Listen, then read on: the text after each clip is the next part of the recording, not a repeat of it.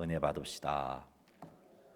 하나님의 은혜가 또 오늘 이 밤에도 우리 가운데 충만하게 되기를 주의 이름으로 축복합니다. 오늘은 잠언 14장 26절에서 31절 말씀을 살펴보겠습니다. 이 말씀을 통해서 여호와를 경외하는 자들에게 약속해 주신 은혜와 복이 무엇인지를 살펴보겠습니다. 그리고 나라의 주권자를 위하여 우리가 무엇을 해야 하는가, 그리고 시기하는 마음과 또 조급함이 얼마나 해로운 것인지, 그리고 가난한 자를 학대하는 것이 얼마나 무서운 죄인지 하는 것들을 살피겠습니다. 그리하여 하나님께서 기뻐하시는 성도의 삶이 무엇인지를 제대로 깨달아서 하나님께서 기뻐하시는 성도의 삶을 살게 되기를 주님의 이름으로 축원합니다. 26절 말씀 같이 한번 읽어보겠습니다. 여호와를 경외하는 자에게는 견고한 의뢰가 있나니 그 자녀들에게 피난처가 있으리라. 아멘. 26절 말씀은 여호와를 경외하는 자에게 주어지는 복이 무엇인지를 우리에게 말씀해 주고 있습니다. 이 26절에 의하면 여호와를 경외하는 자에게 견고한 의뢰가 있다라고 하십니다. 여호와를 경외하는 자에게 견고한 의뢰가 있다는 것은 여호와를 경외하는 자에게 전능하신 하나님께서 의지가 되어 주신다는 겁니다. 즉 여호와를 경외하는 자에게 하나님께서 그들의 환난과 역경으로부터 보호해 주시는 산성이 되어 주시고 반석이 되어 주시고 피난처가 되어 주시고 보호처가 되어 주신다는 겁니다. 뿐만 아니라 환난과 역경을 능히 이길 수 있도록 도와주신다는 겁니다. 누구에게 이런 복을 약속하고 계시는가? 여호와를 경외하는 자에게 이런 복을 약속하고 계십니다. 여호와를 경외하는 자에게 또 약속된 것이 이것뿐만이 아니죠. 여호와를 경외하는 자들의 자녀들에게 하나님께서 피난처가 되어 주신다는 겁니다. 경외하는 자들의 자녀들까지도 하나님께서 보호해 주시겠다고 약속해 주고 계십니다. 그러므로 험한 세상 속에서 우리가 이 험한 세상 가운데 안전하게 살려면, 환난과 역경을 만나도 흔들리지 않고 중심 잡으면서 승리하는 승리자의 삶을 살려면, 우리의 자녀들 역시 이와 같은 삶을 살려면 우리가 하나님을 경외해야 하구나 하는 것을 깨닫습니다. 자, 그렇다면 여호와를 경외하는 것이 구체적으로 어떤 것인가? 자, 경외란 하나님의 거룩함을 인정하고 하나님의 공의로움을 인정하고 하나님의 말씀과 뜻에 순종하고 그것을 즐거워하는 것, 그것이 하나님을 경외하는 겁니다. 또 여호와를 경외하는 것이란 잠언의 말씀처럼 악을 미워하는 것입니다. 뿐만 아니라 여호와를 경외함이란 여호와 하나님을 두려워하는 태도입니다. 하나님을 두려워하는 태도란 우리가 결코 하나님 앞에 함부로 행동할 수 없는 존재라는 것을 알고 우리의 말과 행동과 생각을 삼가 조심하는 것을 의미합니다. 이런 것이 경외입니다. 그러니 사랑하는 성도 여러분, 하나님의 거룩함, 하나님의 공의로움을 인정하시고 하나님의 말씀과 그 뜻에 순종하시고 또 순종하는 것을 즐거워하시기 바랍니다. 악이 가져다 주는 즐거움과 이익에 속지 말고 하나님을 경외함으로 악을 미워하시기 바랍니다. 뿐만 아니라 하나님을 두려워합시다. 우리가 결코 하나님 앞에서 함부로 행동할 수 없는 존재라는 것을 명심하고 우리의 말과 우리의 행동과 우리의 생각을 삼가 조심하는 삶을 사십시다. 이것이 하나님을 경외하는 것입니다. 이렇게 하나님을 경외하셔서 하나님께서 우리의 견고한 의뢰가 되어주시고 우리의 자녀들의 피난처가 되어주시는 은혜를 풍성하게 받아 누리게 되시기를 주님의 이름으로 축원합니다. 27절 말씀 읽겠습니다. 여호와를 경외하는 것은 생명의 셈이니 사망의 그물에서 벗어나게 하느니라. 아멘. 이 27절 말씀도 여호와를 경외하는 자에게 어떤 복이 있는지를 약속해 주고 있습니다. 이 27절 말씀에 의하면 여호와를 경외하는 것은 생명의 셈이다라고 말씀하고 있습니다. 여러분, 물이 귀한 팔레스틴 지역에서 셈은 그 생명과 연결됩니다.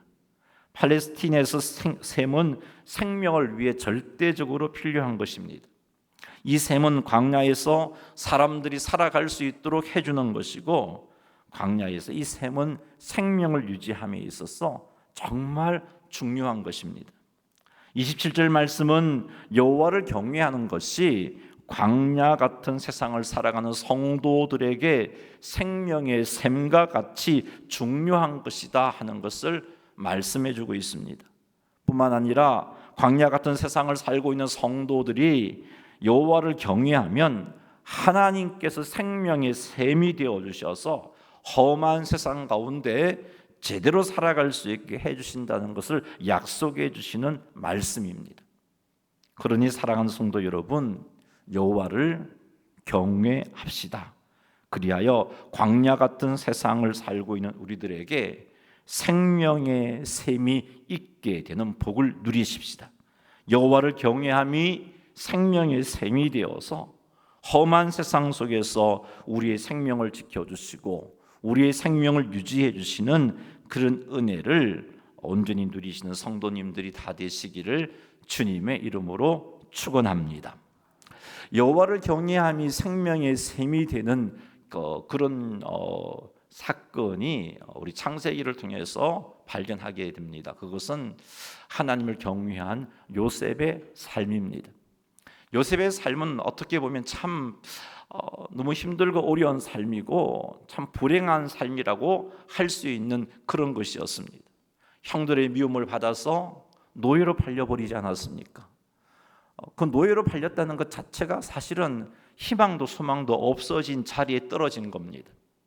그 시대의 노예는요, 한 번 노예는 영원한 노예이고 그 노예의 위치에서 벗어나기란 자기 힘으로는 불가능한 것이죠. 누군가가 자기를 돈 주고 사서 그냥 놓아주는, 해방시켜주는 일이 없이는 노예에서 벗어날 수 없는 형편입니다. 그런 요셉이 하나님을 경외하는 삶을 살았습니다.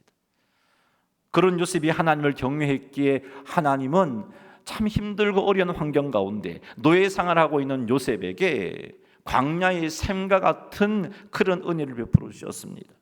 그래서 요셉이 노예 생활을 했지만 하나님이 함께 하심을 주변 사람들이 알게 되었고 요셉을 통해서 복을 받구나라는 사실을 알아서 그 보디발이 요셉에게 자기 집안을 맡기고 억울한 누명을 쓰고 옥살이하고 있는 요셉이었지만 하나님을 경외했기에 그 장소에서도 하나님은 광야의 샘이 되셔서 인정받게 해주시고 그런 모든 과정을 통해서 하나님을 경외하는 자 요셉에게 하나님 애굽의 총리의 자리에 오르게 하십니다. 그 일을 통해서 하나님의 뜻을 이루셨고 수많은 영혼들을 그 기근 가운데 구원하는 그런 놀라운 일을 했고 뿐만 아니라 이스라엘을 하나님께서 보존하시고 큰 민족을 이루도록 만드는 그런 도구로서 요셉이 귀하게 쓰임 받았던 것을 보게 됩니다. 이처럼 하나님을 경외함이 우리의 인생에 여러 가지 역경과 환란이 있는 광야 같은 이 세상 가운데 셈이 되어서 역경으로 말미암아 실패하는 자가 아니고 역경으로 말미암아 절망 가운데 힘들어하고 아파하는 삶을 사는 존재가 아니라 하나님의 놀라운 그런 섭리 속에서 더 좋은 곳으로 예비해 놓으시는 그런 복과 은혜를 누리게 되는 것입니다. 그러니 하나님을 경외하는 삶을 힘쓰시는 우리 모두가 되기를 주님의 이름으로 축원합니다.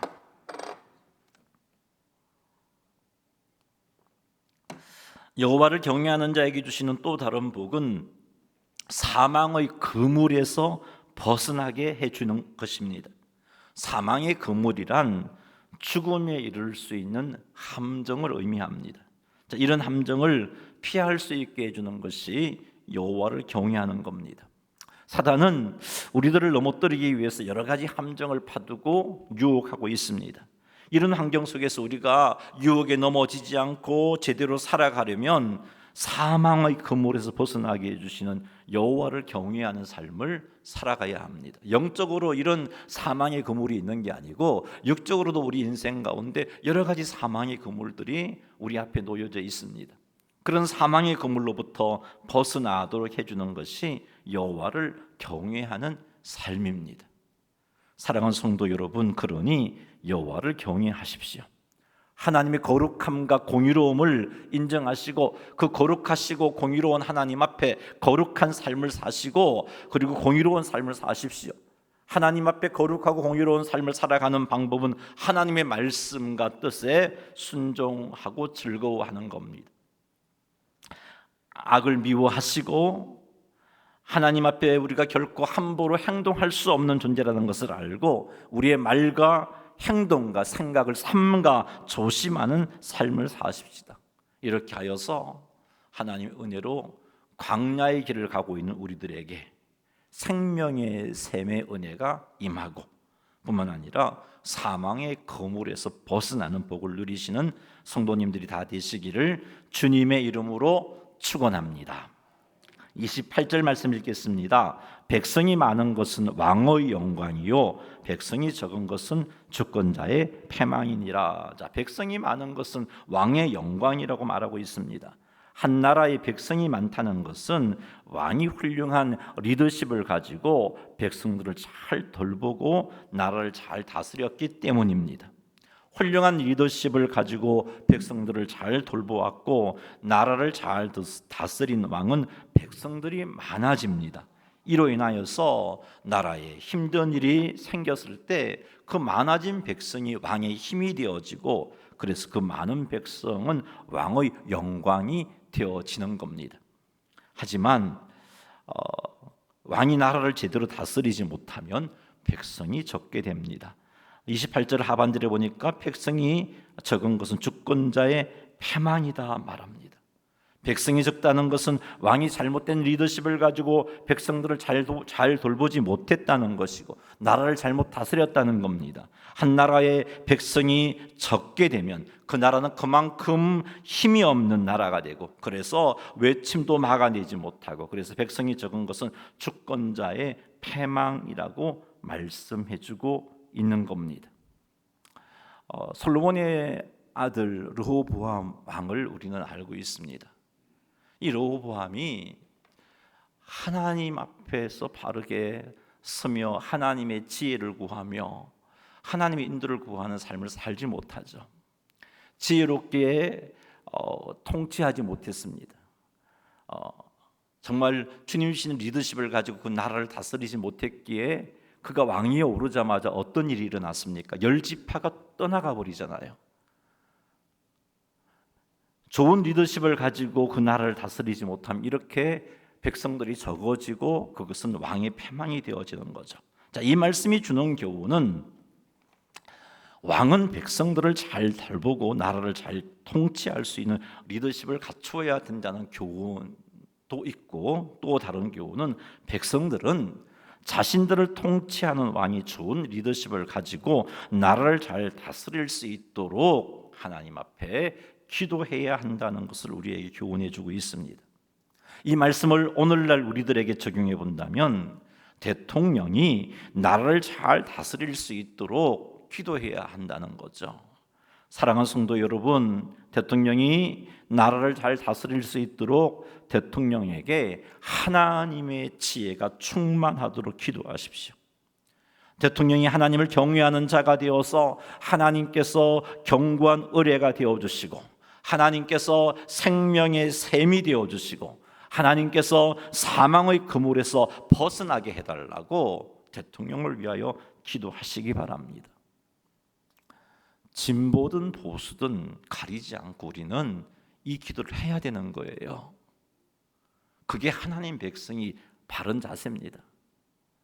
내 정치적인 성향이 진보이니까 보수 성향의 대통령 마음에 들지 않아 하고 미워하고 정죄하고 기도하지 않는 것, 그 성도의 모습 아니에요. 혹 또 정권이 바뀌어서 혹 이제 진보적인 성향의 대통령이 되었을 때 보수 성향의 성도들 역시 마찬가지예요. 마음에 들지 않는다고 정죄하고 판단하고 그렇게 하는 것은 성도의 자세가 아니에요. 하나님께서 원하시는 것은 성도인 우리가 위에 있는 권세들을 위하여 기도하기를 원하십니다. 이게 성경의 가르침이잖아요. 사랑하는 성도 여러분, 그러니 우리 조국 대한민국이 평안하여 든든히 서가기를 간절히 사모하면서 대통령을 위하여서 여러분이 기도할 때마다 하나님 앞에 지혜를 간구해 주시고 하나님을 경외하는 자가 되어질 수 있도록 기도하시기 바랍니다. 그리하여 하나님의 은혜로 말미암아 대통령이 좋은 리더십을 가지고 이 나라를 잘 다스림으로 이 나라가 평안하여 든든히 서가게 되기를 주님의 이름으로 축원합니다. 29절 말씀 읽겠습니다. 노하기를 더디하는 자는 크게 명철하여도 마음이 조급한 자는 어리석음을 나타내느니라. 아멘. 노하기를 더디하는 사람은 주어진 환경 앞에서 조급해하지 않습니다. 인내합니다. 이런 사람은 자신을 속상하게 하는 말, 자신을 공격하는 말과 같은 것에 충동적으로 반응하지 않습니다. 성급하게 행동하지 않습니다. 자신의 감정을 따라 행동하지 않습니다. 차분하게 상황을 평가하고 적절하게 대응합니다. 그러기 위해서 그에게 주어진 상황 가운데 하나님의 뜻을 살핍니다. 하나님께로 나아가 하나님의 인도를 구합니다. 노하기를 더디하는 사람은 이런 삶을 살기 때문에 성급하게 행동하지 않고 자신의 감정을 다스리기 때문에 어리석은 행동을 하지 않습니다. 차분하게 상황을 평가하고 적절하게 대응하기 때문에 지혜로운 행동을 하게 되고, 특히 하나님의 인도를 구하기 때문에 하나님의 지혜로 충만해져서 명철한 자의 모습을 갖추게 되는 겁니다. 하지만 마음이 조급한 사람은 어리석음을 나타냅니다. 성급하게 행동합니다. 분노합니다. 자신의 감정을 다스리지 못합니다. 조급하기 때문에 차분하게 상황을 살피지도 못합니다. 하나님의 뜻을 살피지도 않고 하나님의 인도를 구하지도 않습니다. 그래서 조급한 사람은 어리석은 행동을 하게 됩니다. 반드시 후회할 행동을 하게 됩니다. 하나님의 영광도 가립니다. 틀림없이 자신에게 해가 되는 행동을 하게 되는 것입니다. 사랑하는 성도 여러분, 그러니 노하기를 더디하시기 바랍니다. 주어진 상황에 인내심을 가지고 그 상황을 살피시고 적절하게 행동할 수 있기를 바랍니다. 결코 감정에 휘둘려서 행동하지 마시기 바랍니다. 하나님의 뜻을 살피시고 하나님의 인도를 구하시기 바랍니다. 그리하여 어리석은 행동을 하는 자가 아닌 크게 명철한 자가 되시기를 주님의 이름으로 축원합니다. 기억합시다. 노하기를 더디하는 자가 크게 명철하다고 하신 이 말씀을 꼭 기억하십시오. 감정을 따라 행동하지 말고 하나님의 뜻을 살피고 하나님의 인도를 구하는 것이 명철이라는 것을 꼭 기억하시기를 주님의 이름으로 축원합니다. 30절 말씀 읽겠습니다. 시작.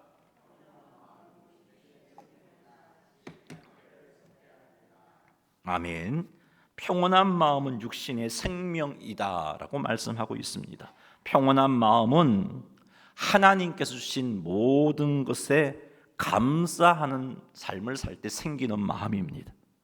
그것이 좋은 일이든 나쁜 일이든 간에 하나님을 믿기 때문에 감사하는 마음을 가지는 것, 그것이 가질 때 평온한 마음을 가질 수 있습니다.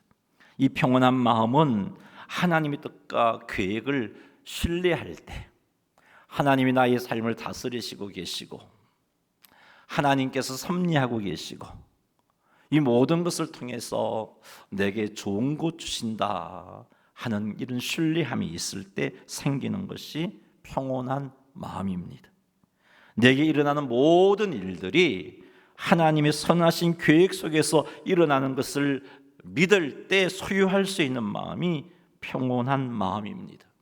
평온한 마음을 우리가 지난 주일 나디베 시간 때 표현으로 표현해 본다면 샬롬이 충만한 마음, 하나님의 평안이 내게 충만한 상태라고 표현해 볼 수 있습니다.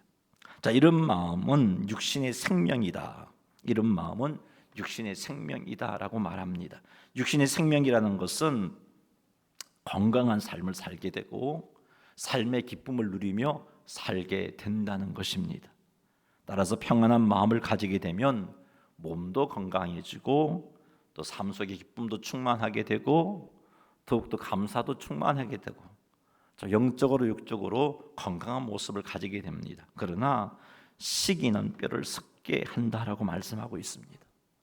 시기는 타인의 재산과 지위, 능력, 명예, 또 타인이 가지는 사람들과의 참 원만한 관계, 타인이 가지고 있는 행복에 대해서 부러워하고 질투하는 마음입니다. 이런 마음은 하나님께서 내게 주신 것에 대해서 감사하지 못할 때 생기는 것입니다. 하나님의 뜻과 계획을 신뢰하지 못할 때 내게 생기는 겁니다. 이런 시기는 자신의 존재 가치를 잃게 만듭니다. 육신의 건강을 해치게 만듭니다.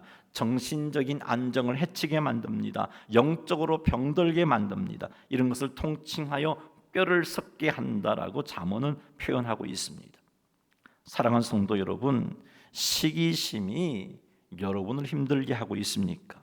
이런 시기심이 뼈를 썩게 만든다는 것을 명심하십시오.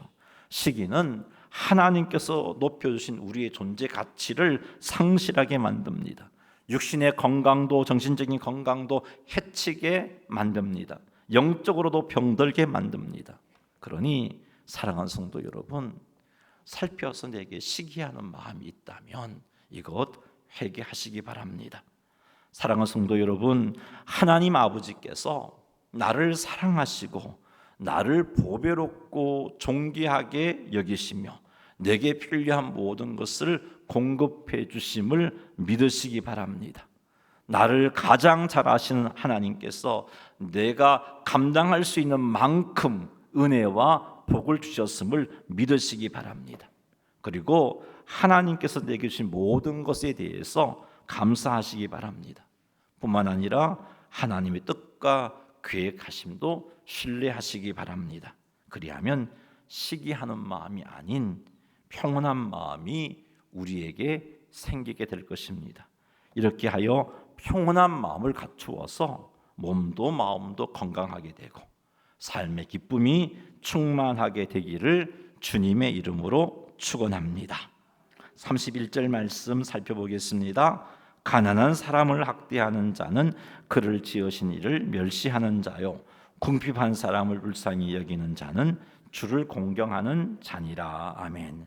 가난한 사람을 학대하는 자는 그를 지으신 하나님을 멸시하는 사람이다 라고 말씀하고 있습니다. 가난한 자를 학대하는 행동에는 가난한 자를 무시하거나 비하하거나 조롱하는 행동, 이런 것들이 있습니다만 이것뿐만 아니라 가난한 자에게 말과 행동으로 상처를 주는 것도 해당됩니다. 뿐만 아니라 가난한 자의 연약함을 이용해서 자기 이익을 챙기는 행동, 이것도 가난한 자를 학대하는 행동입니다. 우리는 31절 말씀에서 가난한 자를 학대하는 것이 곧 하나님을 멸시하는 행동이다 하는 것을 깨닫습니다. 가난한 자를 학대하는 것이 하나님을 멸시하는 행동인 이유는 가난한 자를 창조하신 분이 하나님이시기 때문입니다. 그러므로 성도들은 가난한 자를 학대하는 행동을 해서 안 되는 거예요. 성도들이 어떤 자입니까? 하나님을 왕으로 믿고 섬기는 자입니다. 성도들은 왕이신 하나님의 놀라운 사랑과 은혜를 입은 자들입니다.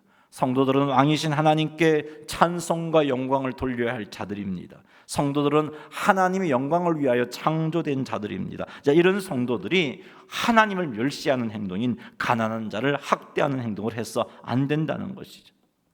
사랑하는 성도 여러분, 우리의 삶을 돌아보십시다. 혹 가난한 자를 학대하는 행동은 하고 있지는 않은지, 가난한 자를 학대하려는 마음은 없었지만 무심코 뱉은 말과 무심코 행한 행동이 가난한 자에게 상처를 주지는 않았는지, 가난한 자의 연약함을 이용해서 자신의 이익을 챙기는 행동을 하고 있지는 아니한지, 나보다 약하다고 그 약함을 이용해서 나의 유익을 위해서 그를 함부로 대하고 있지는 아니한지 살펴보시기 바랍니다. 이런 행동은 하나님을 멸시하는 행동이라고 오늘 말씀이 우리들에게 가르쳐주고 있습니다. 그러니 가난한 자를 학대하는 행동은 참으로 무서운 죄입니다. 하나님을 멸시하는 이런 죄를 경계하시고 가난한 자를 학대하는 모든 행동들이 우리의 삶에서 사라지게 하십시오. 무심코 한 말과 행동으로 가난한 자에게 상처를 준 것을 우리는 모를 수 있어요. 그러니 하나님께 이런 우리의 행동을 깨닫게 해달라고 기도하십시오. 그래서 가난한 자를 학대하는 행동에서 완전히 벗어날 수 있도록 기도하시기 바랍니다.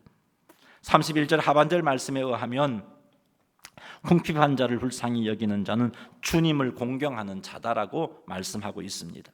여기 불쌍히 여긴다는 것은 단순히 감정적으로만 아유 좀 불쌍해, 어떻게 하지, 안타까워, 이런 마음이 아니고요. 원어적인 의미는 불쌍히 여긴다는 것은 가난한 자들의 형편을 불쌍히 여겨서 그들에게 은혜를 베푸는 것까지 포함된 의미가 우리 31절에서 불쌍히 여긴다라는 단어가 가지고 있는 겁니다. 궁핍한 자를 불쌍히 여겨서 그들에게 은혜를 베푸는 행동은 곧 하나님께 한 행동이고, 그것을 가리켜서 잠언 14장 31절은 주를 공경하는 행동이다라고 말씀하고 있습니다. 우리는 마태복음 25장에 나타난 예수님의 비유를 잘 알고 있습니다. 양과 염소의 비유이죠. 오른쪽 편에 양, 왼쪽 편에 염소. 이 오른쪽 편에 있는 자들에게 임금이 말합니다. 네 아버지께 복받을 자들이여 나와 창세로부터 너희를 위하여 예비된 나라를 상속받으라 라고 그렇게 하십니다.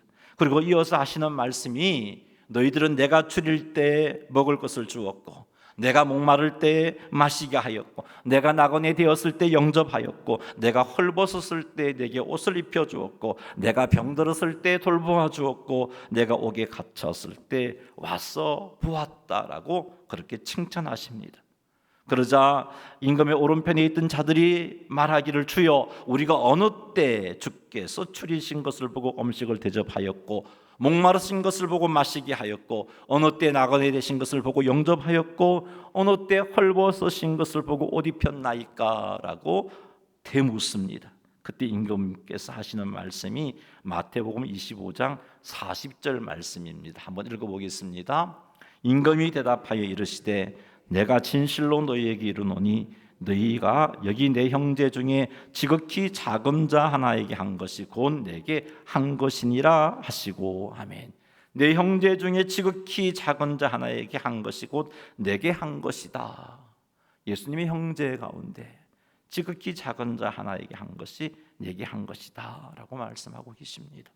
사랑하는 성도 여러분, 이 같은 예수님의 말씀에 의하면 궁핍한 자, 어려운 자, 병든 자, 환난당하는 자를 돌아보고 섬기는 것이 곧 예수님을 돌아보고 섬기는 것이다 하는 것을 알 수 있습니다. 이것이 바로 예수님을 공경하는 것이구나 하는 것을 알 수 있습니다. 하나님을 공경하는 것입니다. 그러니 사랑하는 성도 여러분, 우리 주변에 궁핍한 자, 어려움 당한 자를 돌아봄으로 하나님을 공경하시기 바랍니다.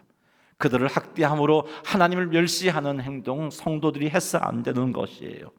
궁핍한 자를 사랑으로 섬기시고 그들을 불쌍히 여기시고 그들을 돌보아서 온전히 헌신함으로 하나님께서 기뻐하시는 성도의 삶을 살아가시는 성도님들이 다 되시기를 주님의 이름으로 축원합니다. 아멘.